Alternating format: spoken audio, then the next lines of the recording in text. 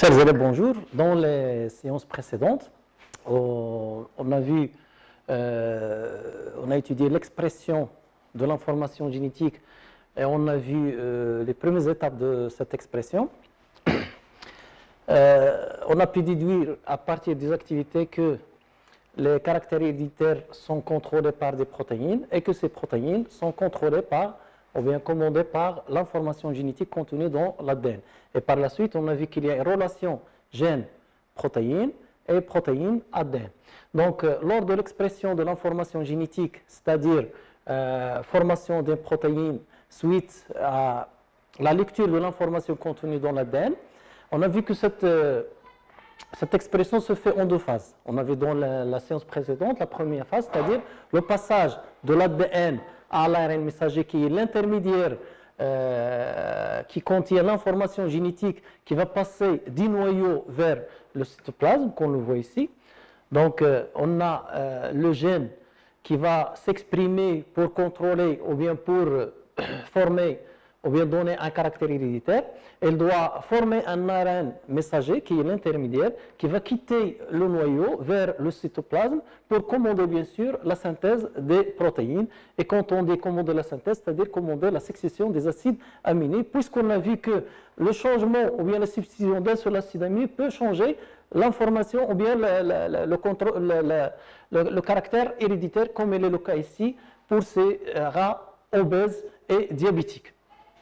Donc, on va commencer maintenant, ou bien on va traiter dans cette séance la deuxième phase de l'expression génétique. Il s'agit en l'occurrence du passage de l'ARN messager à la protéine, cette phase qu'on appelle la traduction.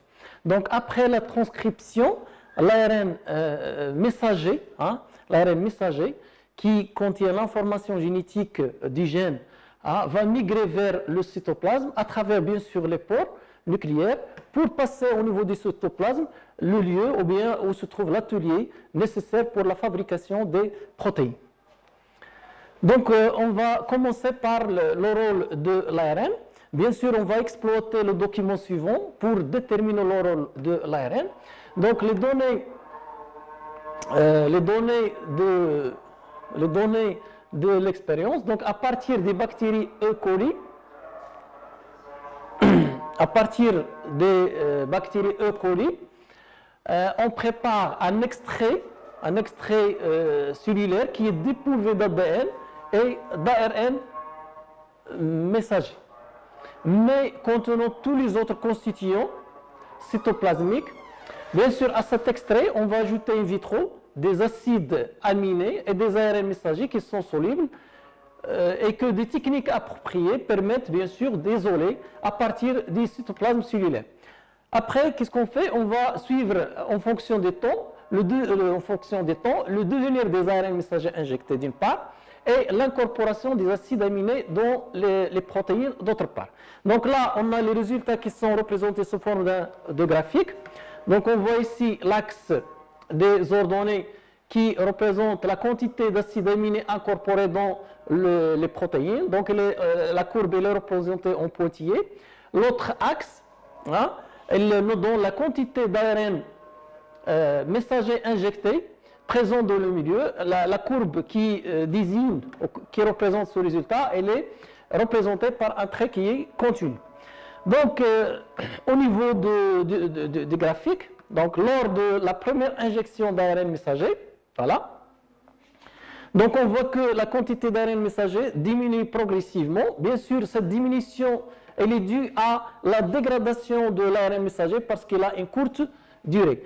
Au fur et à mesure de la diminution de la quantité de l'ARN messager, on voit que la quantité d'acides aminés incorporés dans les protéines, c'est-à-dire qui sont assemblés, augmente progressivement. Lorsque la quantité de l'ARN messager atteint une valeur minimale, on voit que l'assemblage des acides aminés au niveau des protéines, elle s'arrête, ou bien diminue. Après la deuxième injection, juste après la deuxième injection, lorsqu'on injecte l'ARN, comme on le voit ici, la quantité d'ARN augmente dans le cytoplasme. On voit une augmentation de une augmentation de l'incorporation des acides aminés dans les protéines. Également, lorsque la quantité d'ARN messager atteint une valeur minimale, l'incorporation, c'est-à-dire l'assemblage des acides aminés au niveau de la protéine, elle s'arrête. Qu'est-ce qu'on déduit de ça? Donc, après l'injection de l'ARN messager, on observe une augmentation progressive de la quantité d'acides aminés incorporés dans des protéines et une diminution progressive de la quantité d'ARN messager dans le milieu. Quand la quantité d'ARN messager atteint une valeur minimale, la synthèse bien sûr des protéines, elle s'arrête. C'est-à-dire que l'assemblage des acides aminés, elle s'arrête. Donc on déduit de cette expérience que l'ARN messager intervient dans l'assemblage des acides aminés sous forme de protéines. C'est la traduction. Donc la traduction, c'est le passage de l'ARN messager aux protéines suite à un assemblage des acides aminés qui forment les protéines. Donc, on va passer maintenant au deuxième axe qui est la découverte du code génétique et notion de codage. Donc, c'est la séquence, on a vu que c'est la séquence des nucléotides de la molécule d'ADN qui forme bien sûr au niveau du gène, qui détermine bien sûr la séquence ou bien l'ordre des acides aminés qui constituent la protéine. Donc, il y a une relation entre la succession ou bien la suite des acides nucléiques et la suite des acides aminés qui vont former la protéine.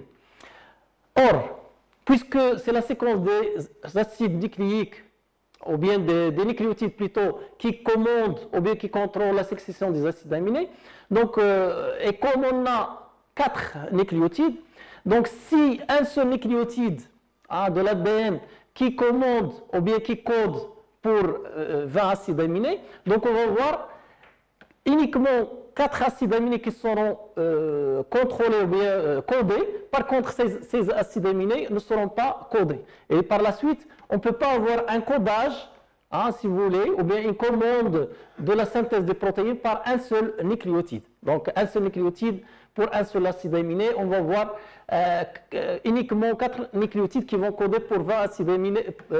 C'est impossible. Maintenant, si le codage se fait par des doublés, c'est-à-dire il se fait par 2 nucléotides, 2 nucléotides qui vont coder pour un seul acide aminé. Dans ce cas, on va voir 16 combinaisons, 4 x 4 possibilités de combinaisons, de 2 nucléotides parmi 4. Dans ce cas, on va voir 16 combinaisons, c'est-à-dire 16 codes.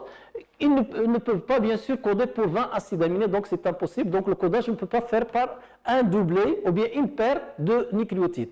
Donc là, ce qu'il nous reste, c'est le codage par 3 nucléotides. Donc on va supposer que 3 nucléotides vont coder pour un seul acide aminé. Dans ce cas, c'est le codage par 3 nucléotides. Parmi 4 nucléotides, on va avoir 64 possibilités, 4 x 4 x 4 possibilités de combinaison, donc qui vont coder bien sûr pour 20 acides aminés, donc c'est possible. On va voir le nombre de codons, de triplés si vous voulez, qui vont coder pour les acides aminés, supérieur au nombre des acides aminés qui sont au nombre de 20 qui forment les protéines.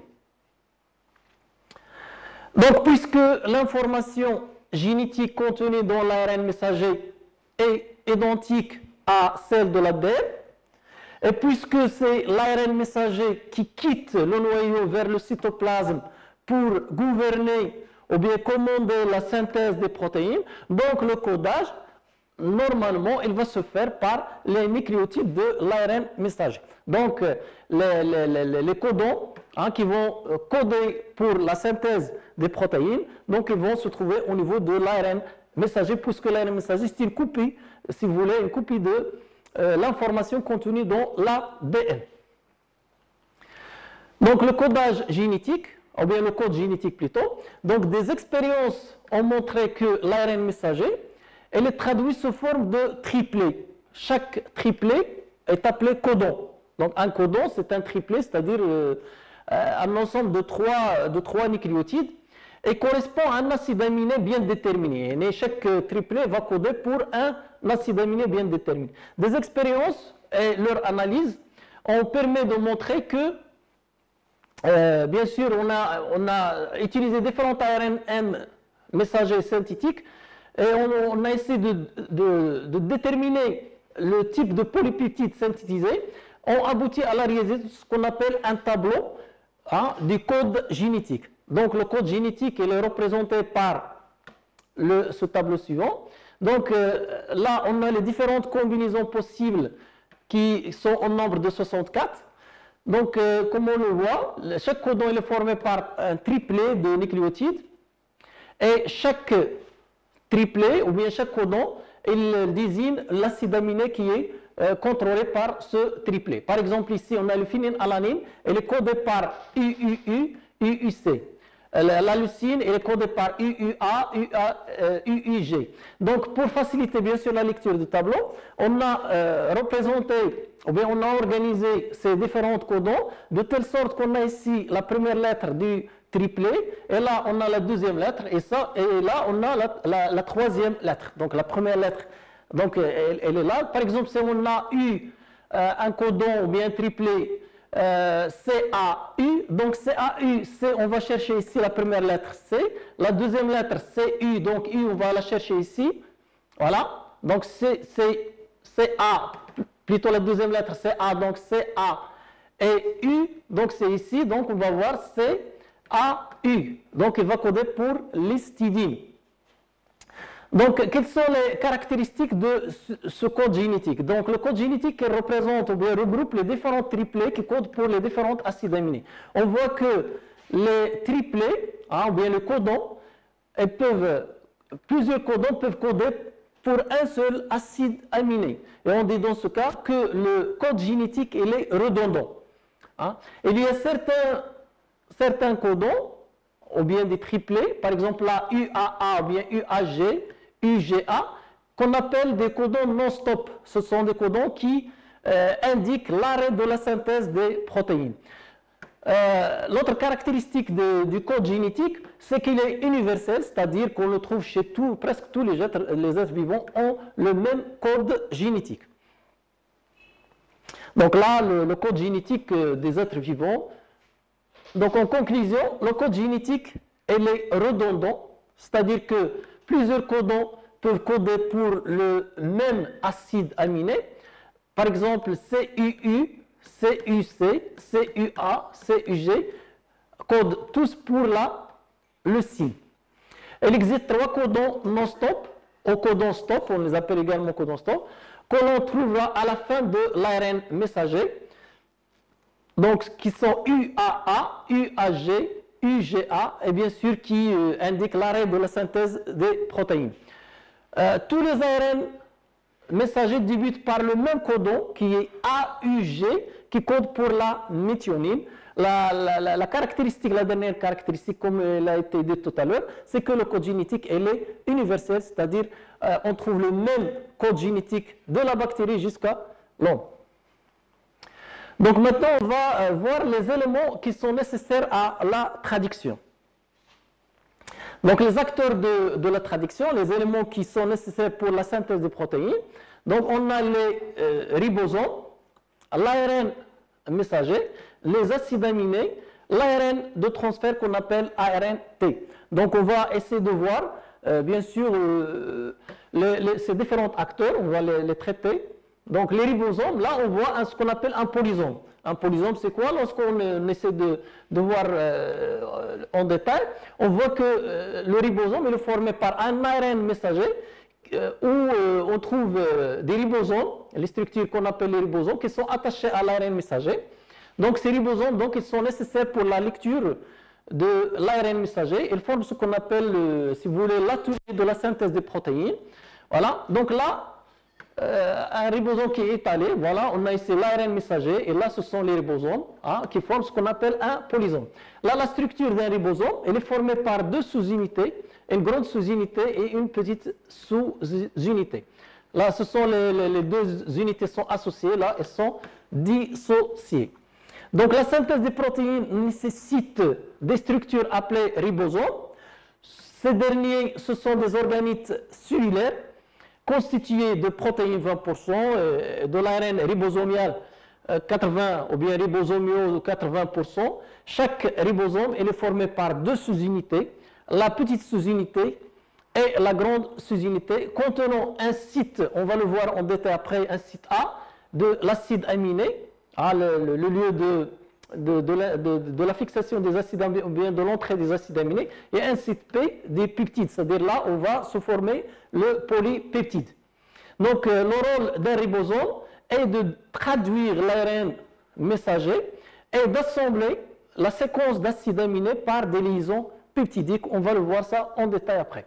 Donc le deuxième élément, le deuxième acteur qui est essentiel dans la synthèse des protéines, c'est l'ARN de transfert. Hein.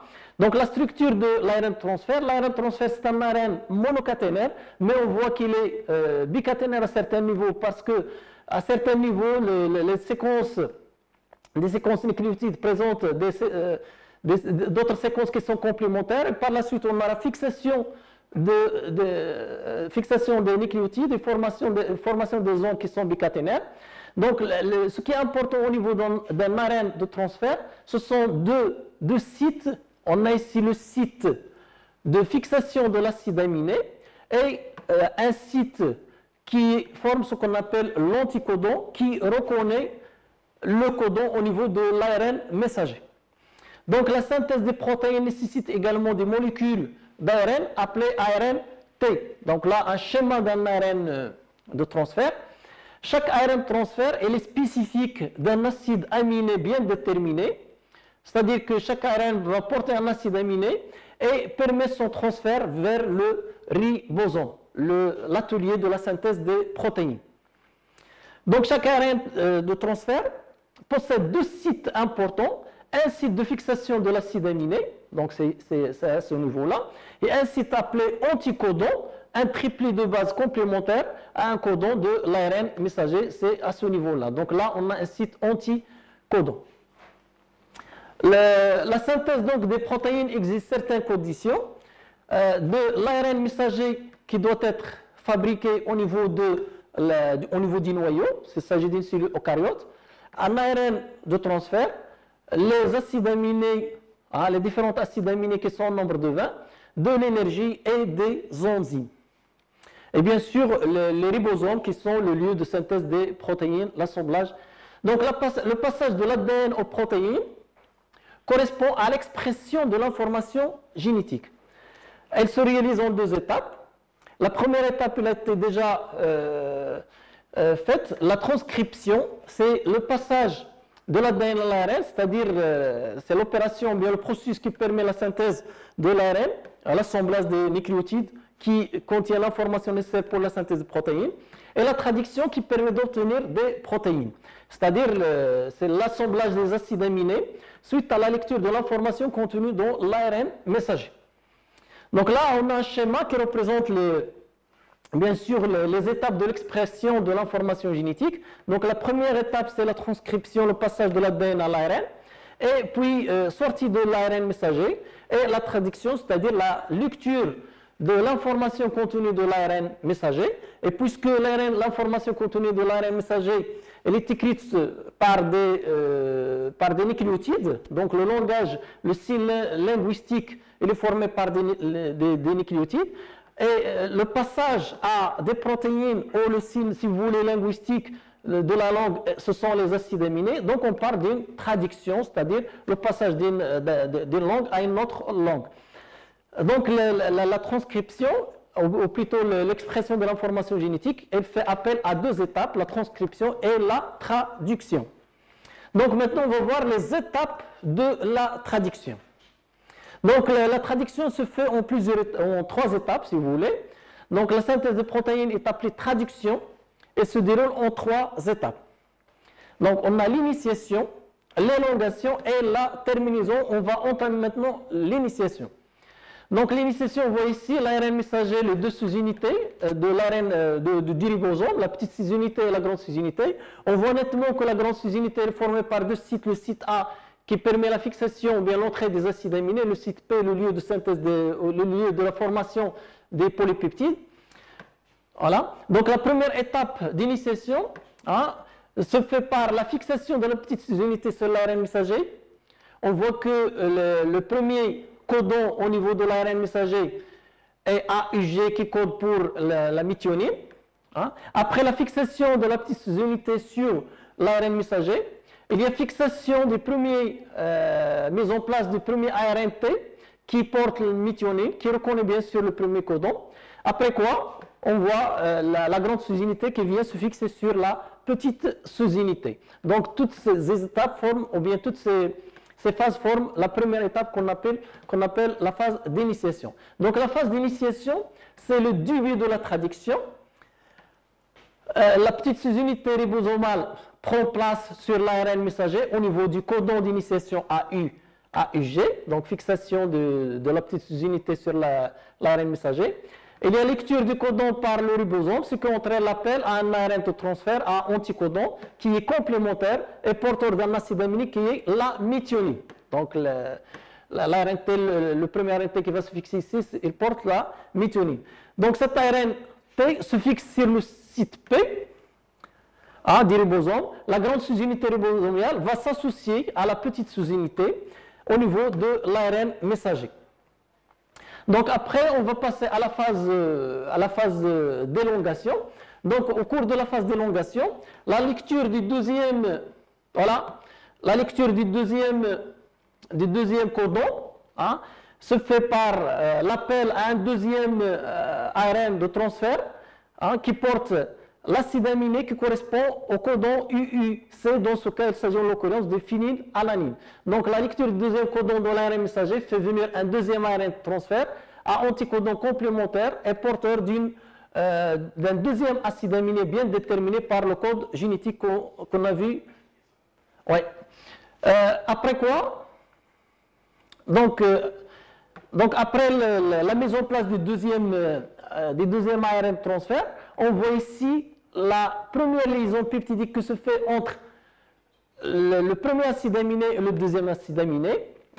Et puis on va voir rupture de la liaison entre l'acide aminé, le premier acide aminé et son ARN de transfert. Après, on va assister à la libération de l'ARN de transfert, le premier ARN de transfert. Donc on aura le site P libre, le site A qui est occupé par l'ARNT qui est lié au phénylalanine, lié au méthionine. Voilà. Donc après on va assister à la translocation, après la lecture du deuxième codon, on va assister à une translocation, c'est-à-dire un déplacement du ribosome par une unité, ou bien un triplet, ou bien un codon. Voilà. Et comme ça, on va voir l'ARNT qui porte les deux acides aminés, qui porte un acide aminé final qui est lié au méthionine.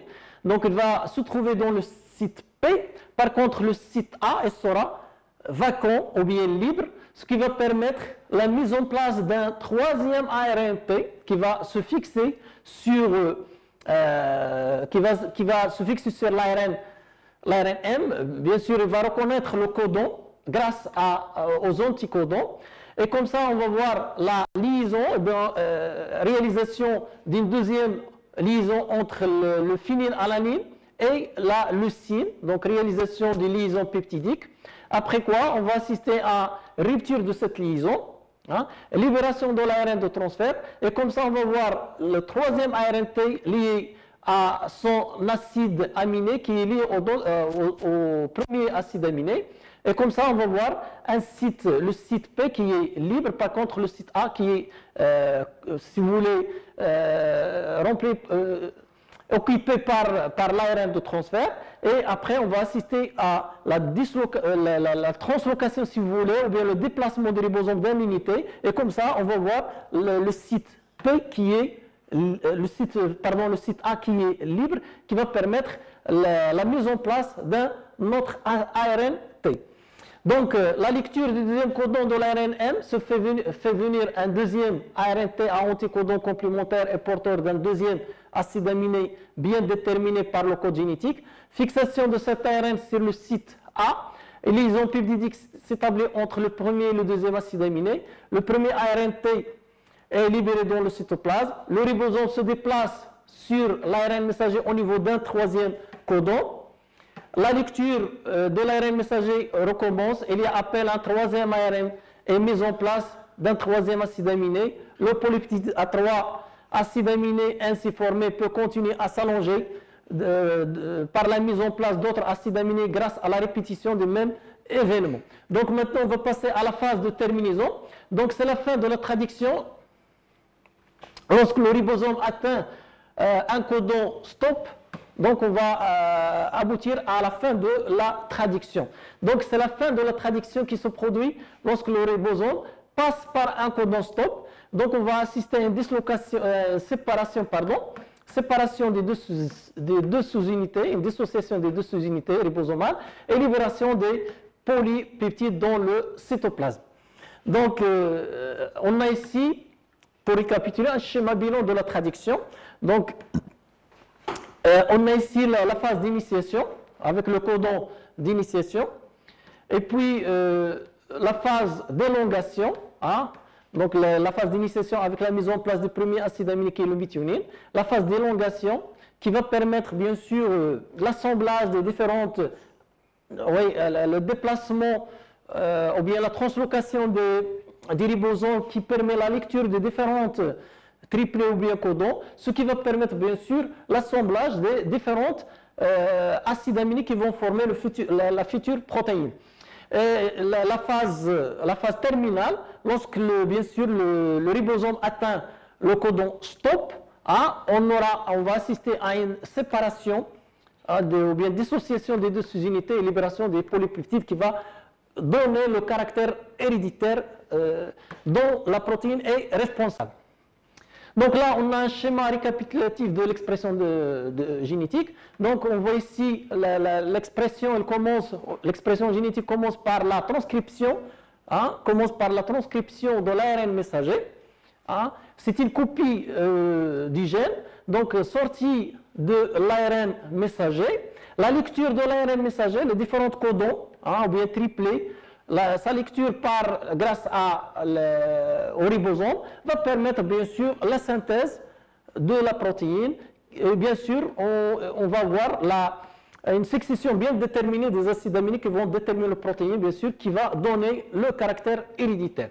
Là c'est un peu le détail, donc on voit nettement une portion du gène qui va être exprimée, qui va donner un ARN qu'on voit qu'il est complémentaire à un brin, mais il est identique à l'autre brin, sauf avec une différence, au lieu de T, on a U.